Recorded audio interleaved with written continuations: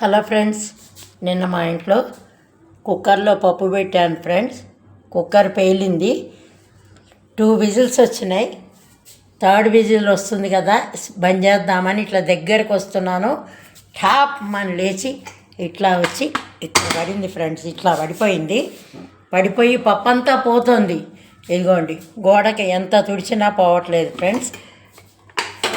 ఇదంతా పప్పు పడింది. అప్పుడే అట్లానే వీడియో తీద్దామంటే టెన్షన్కి చేయలేకపోయినాను ఫ్రెండ్స్. సో ఎంతైనా చాలా జాగ్రత్తగా ఉండాలి. భగవంతుడు అనుగ్రహం కూడా ఉండాలి ఫ్రెండ్స్. రోజు బాగుంది కాబట్టి నిన్న సరిపోయింది. ఈ లోపల వితిన్ 2 minutes బ్యాకే మా హస్బెండ్ వచ్చారు.